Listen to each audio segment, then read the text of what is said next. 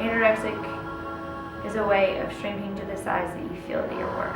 Clinging to me like a last breath you would breathe. You were like home to me. I don't recognize the street.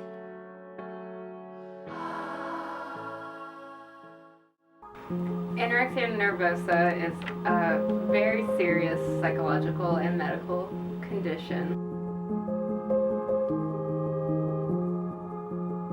that individuals learn to cope with really painful emotions and experiences.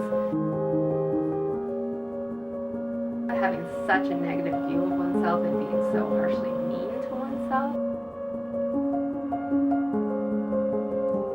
I see it as the eating disorder really taking over and having that control. I developed an eating disorder when I was 12, and I'm 21 now, and I've been in recovery since the beginning of 2013. My first boyfriend, he broke up with me by telling me that he found someone else, and that she was pretty and I wasn't, and that she was skinny and I wasn't, and she was talented and I wasn't. And one of my really close friends that I had grown up with since birth had just gone to treatment for anorexia, and I remember thinking, well, I can have control like her. And I remember comparing myself to her and saying, I need control like that. I was going to prove him wrong. And then it just kind of spiraled. It's one of those things where it takes you to such a dark place that you lose who you are, and you lose such a sense of self, and you do end up shrinking so much, not just physically, but emotionally, that it feels like your emotions just become this like prune, and there's just nothing there, and it's just the rest of it just gets filled up with darkness, and you just get lost at sea.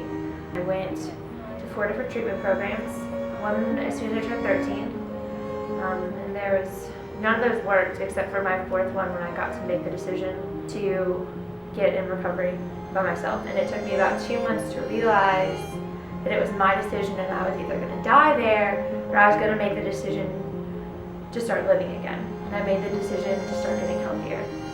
But through all those years, I was raped multiple times, and so it was kind of spiral after spiral after spiral.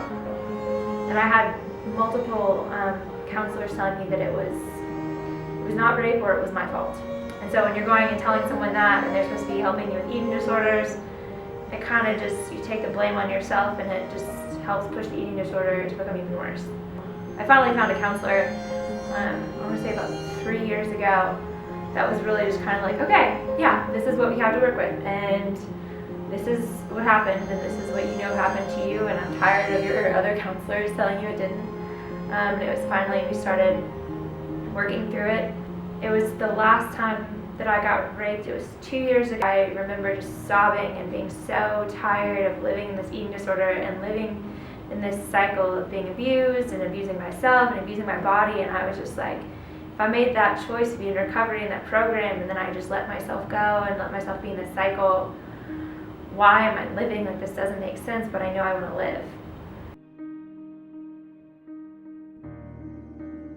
I got to the point where I was like, okay, I'm just going to set this crazy goal and I'm going to make it happen. And I was like, come January 1st, I'm going to make it through all of 2013 symptom-free. And by this point, I was, 8 years in. And so part of my brain is like, this is nuts. You're crazy, and this is not going to happen. You're absolutely crazy. But the other part of me was like, you want to live. God has a better plan for you. If you get out of this cycle, no one's going to abuse you anymore. You're not going to abuse yourself. You're going to feel so full of life. And I've been symptom-free ever since. You just have to take things day by day and realize that what's in the past is only made you stronger. And that if you get out of the cycle, it's so much easier to stay out of the cycle once you've jumped out of it than to get pulled back in. And so now it's learning how to process emotions. That's something that I'm still learning. And it's, almost a year and a half into recovery, and I still, when I get overwhelmed, or I get anxious, or I get depressed, which is, normal emotions for anyone, it's just trying to stop and realize that they may be more escalated than usual, because for 9 years of my life, I was not processing emotions and I was numbing out. Knowing that it's okay to have bad body image days and it might not be chalked up to the eating disorder because everyone else has bad body image days. And so it's weird putting those together and not completely like escalating into that level like, oh my gosh, it's like I'm relapsing or something, or it's like a bad body image day and I just, oh, that means, you know, such and such with food.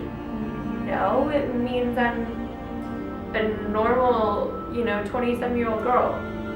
And so it's really trying to find that balance, like the psychological effects. It's really trying to realize like, okay, here's the eating disorder and it's over here now.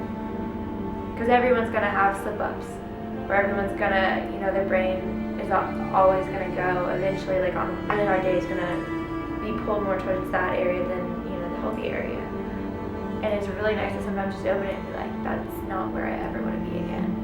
You can kind of just close it up and be like, well, that's the past, and I can literally close up the past and